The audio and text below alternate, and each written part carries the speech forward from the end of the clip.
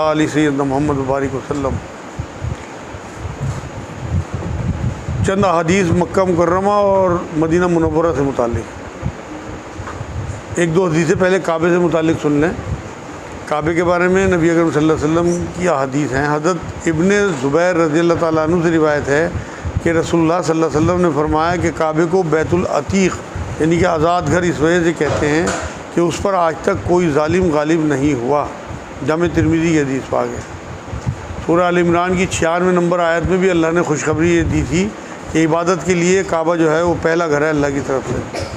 اور سورہ مائدہ کی 97 نمبر آیت میں اللہ نے کہا ہے کہ امن کی جگہ قرار دیا گیا، اسے حرم بنا دیا۔ اور سورہ عنکبوت کی 67 نمبر آیت میں بھی یہی بات اللہ نے کہی۔ جامع ترمذی کی حدیث پاک ہے۔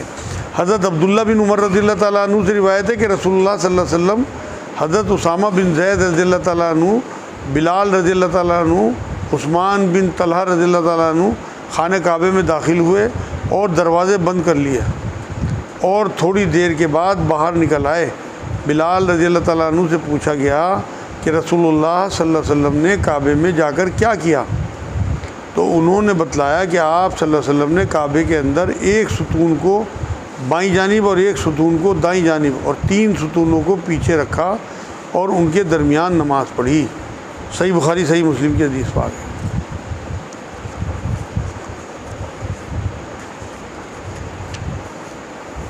مکہ مکرمہ، حضرت عبداللہ بن عباس رضی اللہ تعالیٰ عنہ سے روایت ہے کہ رسول اللہ صلی اللہ علیہ وسلم نے مکے کو خطاب کرتے ہوئے فرمایا کہ تو کس قدر پاکیزہ اور دل پسند شہر ہے، اور تو مجھے کتنا محبوب ہے، اور اگر میری قوم نے مجھے نکالا نہ ہوتا تو میں تجھے چھوڑ کے کسی اور جگہ نہ بستا۔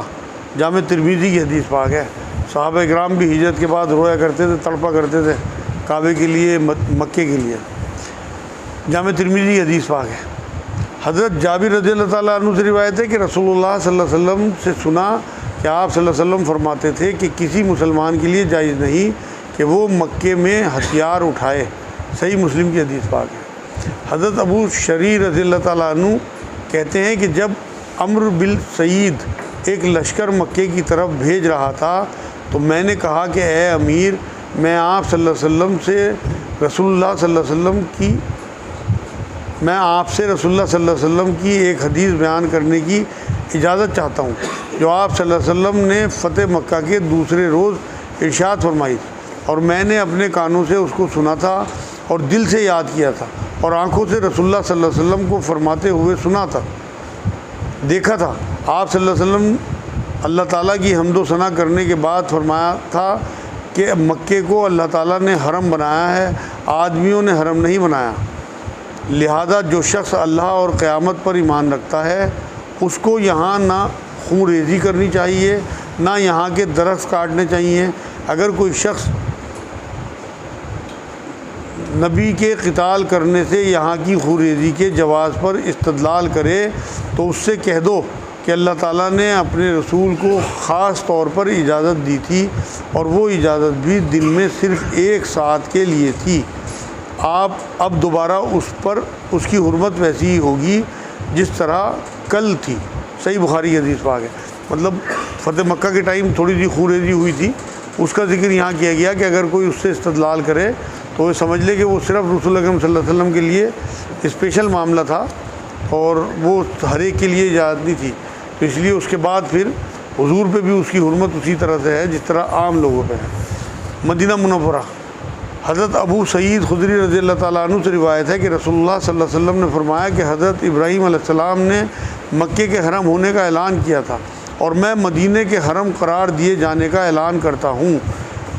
اس کے دونوں طرف کے دروں کے درمیان کا پورا رقبہ واجب الاحترام ہے، اس میں خون ریزی نہ کی جائے، کسی کے خلاف ہتھیار نہ اٹھایا جائے، اور جانوروں کے چارے کی ضرورت کے سوا درختوں کے پتے بھی نہ جھاڑے جائیں۔ صحیح مسلم کی حدیث پاک ہے۔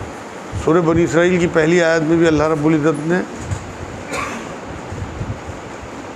ذکر کیا تھا مسجد الاقصی تک لے جانے کا خانہ کعبہ سے۔ وہ اتنا احترام ہے مسجد الحرام کا اور مسجد منورہ کی، جو نبی اکرم صلی اللہ علیہ وسلم کی مسجد ہے مدینہ منورہ کی، ان کا دونوں حرم ہیں اللہ کی طرف سے طے ہیں، ایک رسول اللہ نے حرم تک قرار دیا اللہ کے حکم سے، یہ صحیح مسلم کی حدیث پاک ہے۔ حضرت عبداللہ بن عمر رضی اللہ تعالیٰ عنہ سے روایت ہے کہ رسول اللہ صلی اللہ علیہ وسلم نے فرمایا کہ جو کوشش کر سکے کہ مدینے میں اس کی موت ہو تو اس کو چاہیے کہ وہ اس کی کوشش کرے اور مدینے میں مرے، میں ان لوگوں کی ضرور شفاعت کروں گا جو مدینے میں مریں گے اور وہاں دفن ہوں گے اگر وہ ایمان کی حالت میں ہوں۔ مسند احمد جامع ترمذی کی حدیث سے پاک ہے۔